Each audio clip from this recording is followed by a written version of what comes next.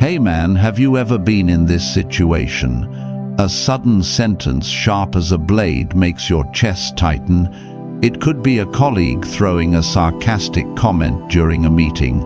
Maybe it is a family member mocking you at the dinner table. Perhaps it is a stranger on the street giving you a contempt-filled look. In that moment, your blood boils, your face heats up. Everyone around turns their eyes toward you. They are all waiting. Will you explode or will you keep control of yourself? That is the real test. The first reflex is always to strike back, to speak louder, harsher, to try to prove you are not weak, to throw sharp words in return to shut the other person up. But here is the paradox. The more you shout, the more you lose. You may win the so-called last word, but you have already lost the most valuable thing, your calm. And when calm is gone, the other person has already won, even if they are entirely wrong. The Stoics understood this more than 2,000 years ago. Marcus Aurelius wrote, "The best answer to anger is deliberate silence." Seneca warned that speaking in anger is like firing an arrow without aiming. Epictetus reminded his students that anyone who can make you angry has already become your master.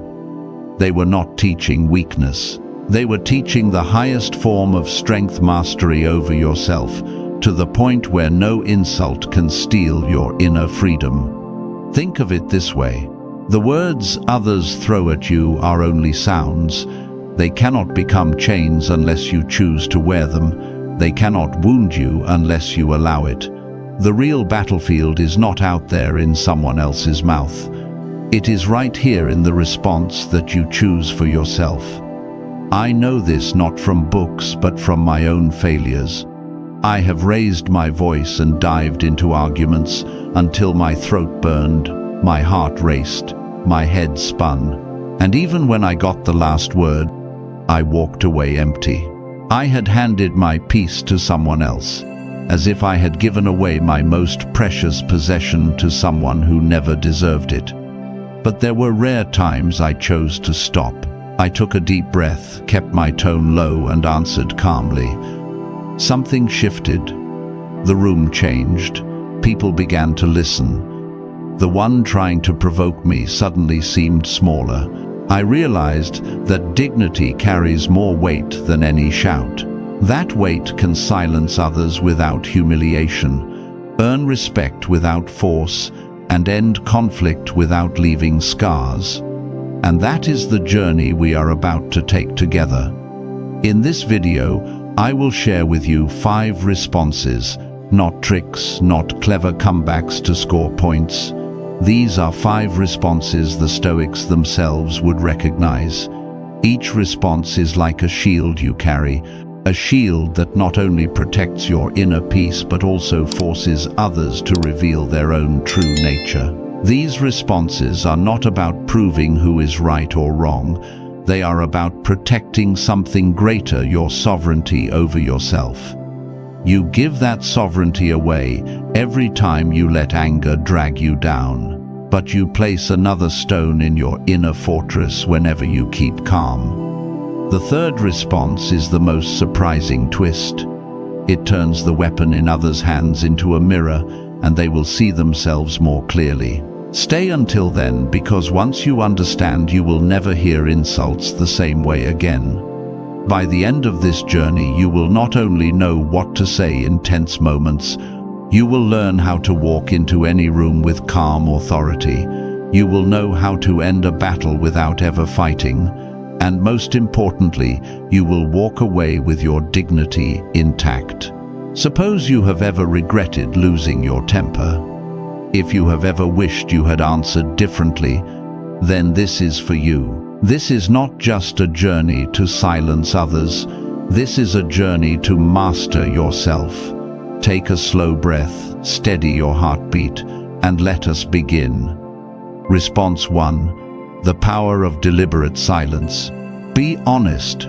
How many times have you lost your cool because of just one sentence, an attack in a meeting, a sarcastic remark from a friend, a mocking comment right at the dinner table? and in just a few seconds you exploded. You spoke faster, louder, ensuring no one thought you were weak. But the moment the shouting stopped, you felt empty. You knew you had lost the most precious thing, self-control. Marcus Aurelius once reminded, "If someone offends you, remember that you allow the words to hurt you." The Stoics saw calm as the first wall of defense.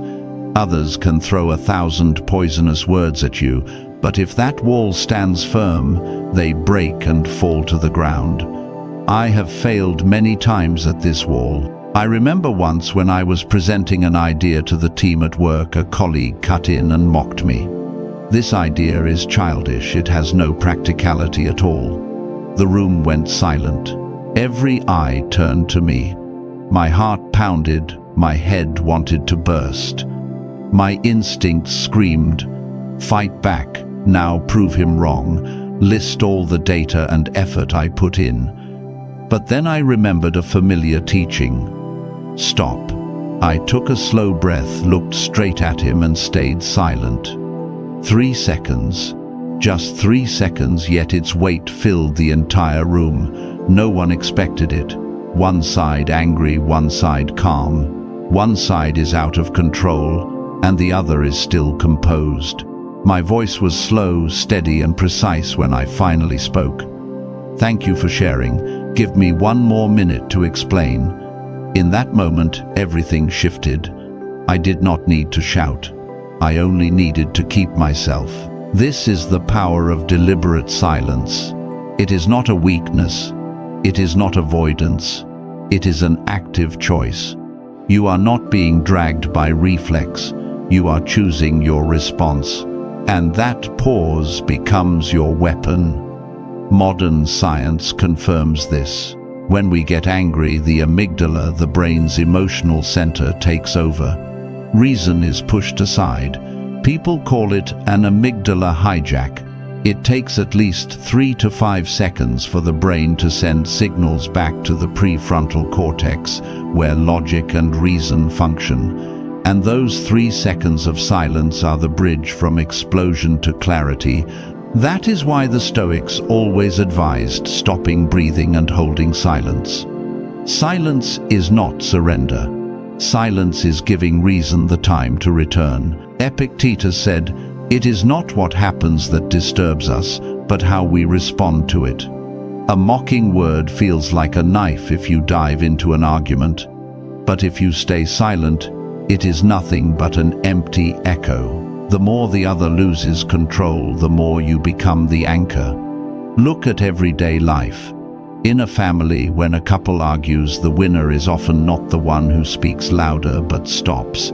A pause at the right time can end an argument instead of letting it drag on for hours. In society, it is the same. You are driving, someone cuts you off, lowers their window and curses. If you respond within minutes, it can escalate into conflict. But you are not the loser if you look straight, breathe slowly, and drive away in silence. You are the one who chose to protect your peace.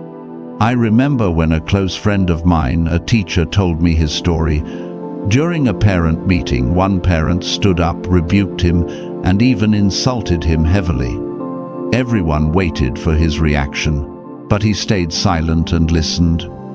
After the parent's anger cooled, he said, "I understand your concern, and I will do my best to improve." Not one word of argument. And the room went silent. Later, the parent apologized on their own. "My friend chose silence because he did not strike back until reason returned." This is your first shield, the shield of deliberate silence. It protects you from impulsiveness. It gives you time. It changes the balance so that you become the one holding the rhythm instead of being cornered. What matters is this: silence must come with intent. If you are silent out of fear, that is avoidance. If you are quiet, but your eyes, gestures, and tone are filled with sarcasm, that is hidden aggression. But if you are silent with calm, steady eyes and slow breathing, that silence carries weight. It makes the whole room pay attention. The attack falls to the ground with no place to land. Marcus Aurelius once said, "You have power over your mind in this moment, not to react by habit, but to choose a higher response." When you choose silence, you are choosing the higher response. You are not only avoiding mistakes, you are preserving your dignity. How many times have you wished you had not said something in anger? On the other hand, how often has silence earned you more respect? That is not a coincidence. It is the law. People respect the one who can master himself more than the one who can shout. Of course, silence is not always enough. If you stay silent in some situations, others may think you accept it or even feel weak. You need the next step in those moments, turning silence into a mirror and letting them see themselves in it. Response 2. The reflecting mirror. There is a strange kind of power in a mirror. When you look into it, you do not see the world, you see yourself. And sometimes in tense moments, the wisest response is not to strike back, but to turn your answer into a mirror. Let the other person and everyone around see themselves more clearly than ever before. Imagine you are at a dinner party. The atmosphere is warm and people are laughing and talking. Then suddenly someone, maybe out of envy to tease, drops a mocking line.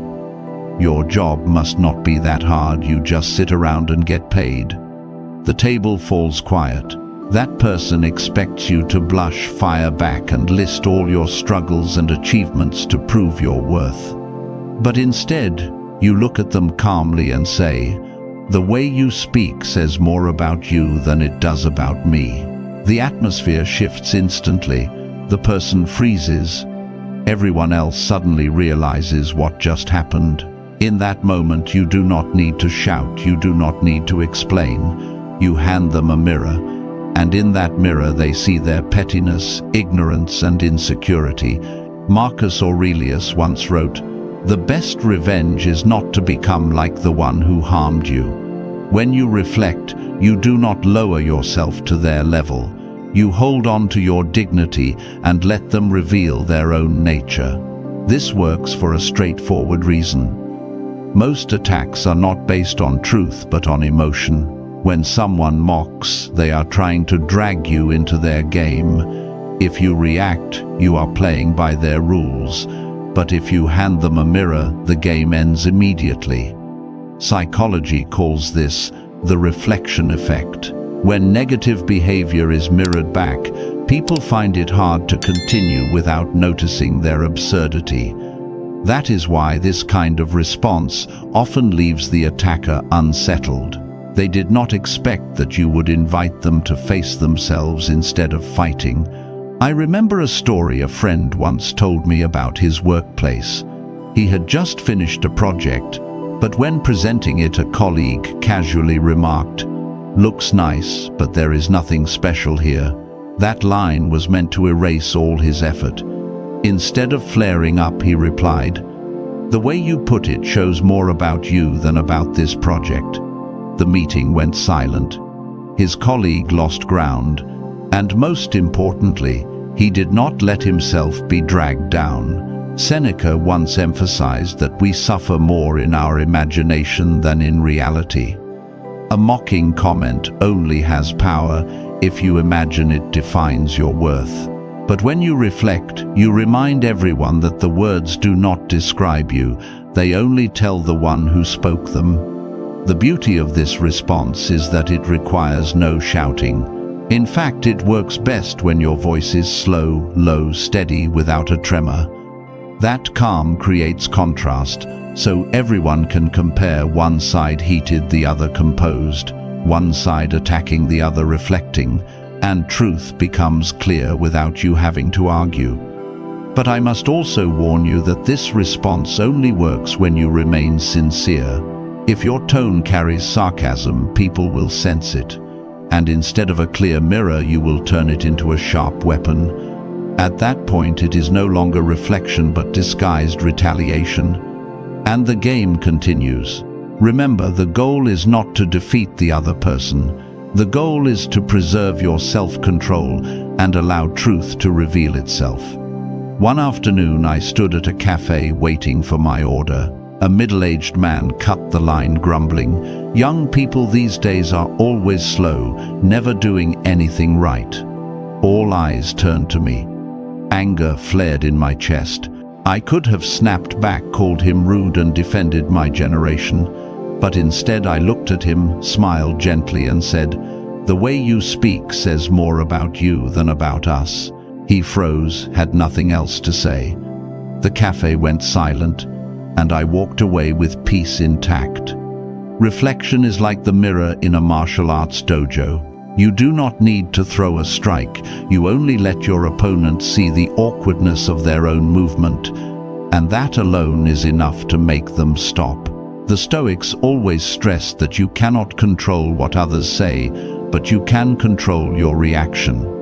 When you choose reflection, you are not dragged away. Like a calm lake, you stand still, reflecting everything without being disturbed. And here is the practical lesson. The next time someone mocks or attacks you, pause for a beat. Please do not rush into their fight. Let your answer become a mirror. It can be as simple as how you speak, which says more about you than me. Or that is your perspective, and it reflects much about you. Then stop. Do not explain further. Do not justify. Do not rush. Let silence do the rest. I call this the reflecting mirror, the second shield in this journey. The first shield, deliberate silence, protects you from impulsive reaction. The second shield, reflection, helps you preserve dignity and let others reveal themselves. But remember, not every attack is baseless. Sometimes there is a part of the truth behind the harsh words, and if that truth appears, reflection alone is not enough. In that case, you need another braver, more mature response, the courage to admit fault and to rise higher. Response 3. Admit the truth and act. One of the hardest things in life that few people have the courage to face is the truth about themselves.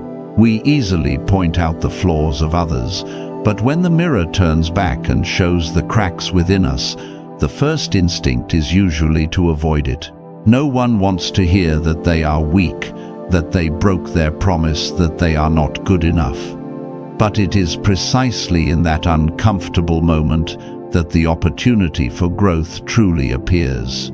Ask yourself how often you have heard a criticism and instantly reacted to defend yourself. How frequently have you used excuses to prove it was not your fault? Maybe you blamed circumstances, other people, or factors beyond your control. But deep down, you knew the truth was still standing there waiting for you to admit it. Every denial not only avoids the mistake, but it also misses the chance to climb one step higher toward maturity. I still remember a tense meeting years ago. A client looked into my eyes and said, "Your project is late for the third time. We cannot continue to trust you if this happens again." The room fell silent. I could feel everyone waiting to see how I would respond. My mind was flooded with reasons. A lack of a workforce, constant changes in requirements, and unexpected factors. All of them are true, yet they are just curtains to hide behind. I understood that the client needed not a list of excuses, but a real commitment. I took a deep breath and said, "You are right, we did not deliver on time, and here are the steps I will take to fix it." In that moment, the atmosphere shifted, tension faded, anger cooled. Instead of being the accused, I became a partner in the solution. Admitting the truth did not weaken me, it made me stronger than ever. Marcus Aurelius once wrote, "If someone can show me that I am wrong, I will gladly change, for I seek the truth, and the truth has never harmed anyone." That line is not just a beautiful philosophy, it is a discipline for living. The one who dares to look at the truth is not imprisoned by ego, but liberated by growth. In modern psychology, this is called the power of vulnerability. When you dare to admit a mistake, you show you are strong enough not to hide behind a mask of perfection. Instead of making you smaller, that vulnerability creates trust. Others no longer see a defensive wall, they see a real human being. They stop opposing you and begin wanting to walk with you. The Stoics long understood the limits of human life.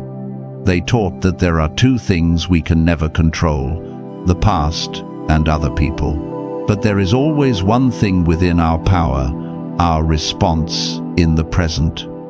When you make a mistake, you cannot erase it, but you can choose how to face it. You can deny, justify, and let it follow you forever. Or you can admit it, learn, and turn it into the foundation for a new path. I think of a friend who once failed badly at a startup. He lost both his capital and his confidence. When investors questioned him, he did not blame the market or competitors. He said openly, "I misjudged the demand. I was overconfident and did not test the data enough. I take responsibility, and next time I will do it differently." Instead of walking away, the investors gave him a second chance, and that time he succeeded. The truth, when admitted, does not close the door. It opens a wider and brighter one. Seneca once said, "Mistakes are common, but admitting mistakes belongs to the great. We all make errors, but only those who dare to own them, to stand up and fix them, truly grow from them." This power is not only for work, but also for the closest relationships. I once heard a father share that one day he lost his temper and scolded his son harshly over a small thing. When the anger passed, he felt ashamed. Instead of hiding it, he sat down and told his son, "I was wrong. I let my fatigue control me. I promise I will do better." The boy was silent, then embraced him. That strength was not in authority, but in truth and change. If in response 2 we learn to keep dignity against unfair attacks, then in response 3, when an attack carries a part of truth, we learn to turn the mirror onto ourselves. At that moment, the right choice is not reflection, but acceptance. Not to drown in shame, but to move forward with renewed credibility. Epictetus said that it is not events that disturb us, but how we look at them. A criticism can humiliate you or become the lesson that makes you grow. It all depends on the way you choose. When you hear criticism, give yourself a pause before responding. In that pause, let your mind listen and filter. If there is truth in it, take it clearly without avoidance, and then connect it with concrete action. It could be a commitment at work. "You are right. I was late, but I will send a daily report starting tomorrow." Or a confession in love. "You are right. I was careless this weekend. I will spend full time with the family." When you dare to speak and act on the truth, you turn an accusation into a bridge, and that bridge leads directly to trust. That is why admitting the truth and acting never makes you smaller. On the contrary, it makes you someone others can rely on, and above all, makes you respect yourself. Response 3, the third shield in this journey, teaches us a simple but profound truth. There is no absolute perfection, only the courage to face and the strength to change. And from that place, true dignity is born. But be honest, not every conversation is worth continuing. Sometimes, even after you have admitted fault and taken action, the dialogue remains nothing more than a useless loop. In those moments, strength does not lie in continuing, but in knowing when to end it. And it is precisely here that we step into response 4, the decisive boundary, knowing when to close a conversation to protect peace of mind. Response 4, the decisive boundary. Some conversations are no longer dialogues, they turn into battlefields. From sharing, they slide into verbal combat. Every word is no longer meant to be understood, but to win. Every glance is no longer to connect, but to wait for the other to slip. And in those moments you must remember you have the right to walk away. Not because you are losing, but because you know your peace is worth more than a meaningless fight. If response 3 was the courage to admit the truth and act, then response 4 is the courage to say enough. It is a phrase that seems small, but can stop an entire stream of poison. I remember an old friend. He had a very toxic way of being, always provoking, always mocking, always trying to drag others into debates to prove he was smarter. At first, I could persuade him, give reasons, present evidence, and show I was not wrong. But every time I spoke, he pushed harder, sharper, and I only felt drained. One day, when he started his familiar attacks, I no longer answered with logic. I looked at him and said slowly, "I choose not to continue this conversation." Then silence. In that moment he lost his stage. No one left to attack, no one to pull into his play. He sat there, maybe confused, maybe angry. But I was calmer than ever. For the first time I realized that stopping did not make me weaker, it made me stronger, because I took back ownership of myself. Epictetus once said, "He can only make you angry if you allow yourself to be disturbed." This line is the essence of response 4. Others can throw sparks, but you are the one who decides whether they catch. When you keep arguing, you have agreed to play. When you stop, you take away the fuel. Setting emotional boundaries is as important as any other skill in modern life. You cannot stop others from attacking, but you can choose not to receive it. A hostile message on social media, you can spend hours arguing or writing, "I do not find this helpful, and I will stop here." An argument in the family, you can yell until both are exhausted, or you can say, "We will continue when we are calmer." Boundaries do not break the connection, they protect energy for both sides.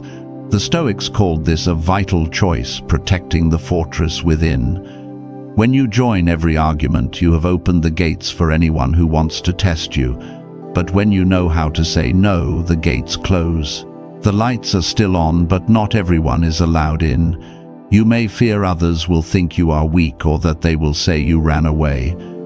But think carefully what really makes you weak. Is it keeping your peace or letting others pull your strings like a puppet? Boundaries do not make you smaller, they make you solid. And each time you practice, your peace grows and your confidence stands a little firmer. When I look back, my deepest regrets are not the times I stayed silent, but the times I dragged out a conversation that should have ended sooner. Every exchange was like a small cut, not enough to kill, but enough to bleed for days. Setting boundaries is like bandaging, stopping before the wound becomes a scar. Seneca reminded, "Your time is your most precious asset. Do not let others waste it." And truly, every minute spent in a useless argument is stolen from your meaningful life. The more you value your time, the more you dare to be decisive. Setting boundaries is not just about protecting peace. It is also a way to remind the world that you are not easily controlled. You can listen and exchange, but once the line is crossed, you will not continue. From that, those who truly respect you will learn to adjust, and those who only want to control you will lose their power. And here we rise to a higher level. If response 4 is the shield you raise to protect peace, then response 5 is the flag you plant to protect your path. The boundary says, "This is where it ends." Sovereignty says, "This is the way I choose, and I will walk it, whether anyone agrees." Response 5. Hold your sovereignty, even when standing alone. The highest form of calm is not silence, nor is it withdrawal. The peak is standing firm in your choice, even when every eye is against you. People may laugh and disagree, but you still hold the full right to decide your path. That is not stubbornness, it is the maturity of a mind that has learned how to live as a sovereign being. I remember the story of a friend, a young man born into a family with generations of carpenters. His father wanted him to continue the trade and keep the family workshop as an inheritance. But his heart was not there. He loved painting and he wanted to become an artist. When he said this, he had to face his father's fury. "You are dishonoring the family. Do you know how many people dream of such a solid foundation?" In that moment, the natural reaction for many would be to stay silent and endure, or to rebel by cutting ties. But he chose another path. He looked into his father's eyes and said slowly, "I respect you. I know you have done everything for the family, but this is my decision." No arguing, no blaming, no pleading, just a clear statement, steady with calm and gratitude. That sentence did not instantly change his father's mind, but it clarified everything. The father could no longer impose because the son had shown he was mature enough to take responsibility for his life. That is sovereignty, not loud resistance, but steady silence. Marcus Aurelius once wrote, "We love ourselves more than anyone, yet we care more about the opinions of others than our own." That is the tragedy of humanity. We want to live our own way, but tremble before judgment, laughter, and criticism. And in that fear, we hand away sovereignty, letting others decide for us. Stoicism teaches that the only thing you truly own is your thoughts and your actions. Everything else, fame, wealth, praise, is beyond your control. When you understand this, you stop placing your life in the hands of others. You can still listen and respect, but in the end you walk on your own feet. In modern life, this challenge is even more subtle. Your family may not force you to inherit a trade, but society always has 1,000 ways to say, "You must live like this, you must buy that, you must chase this or that." You will be swept away like a leaf in the stream if you do not have clear boundaries. But when you say, "This is my decision, I respect you, but I do not share that view," you are not only keeping your peace, you are guarding your soul. What matters is that holding sovereignty does not mean closing off or being defiant. You do not deny others, you do not diminish them. You say, "I listen, I respect, but the choice is mine." That is the rare balance between respect and personal strength. Seneca once warned that the worst enslaved person is the one who lives according to the opinions of others. And truly, no prison is tighter than a life lived to please the crowd. You may get applause and praise, but inside you feel empty because the only voice you ignored was your own. I have lived through this myself. Sometimes I said what others wanted to hear and chose the path others thought was safe. But each night I lay awake feeling like I was living a borrowed life. And then when I started saying no, trembling at first, firm later, I realized the price of freedom is consistently lower than the price of captivity. Holding sovereignty is not easy. It may cost you agreement, it may cost you relationships, but it also makes what remains more real, deeper.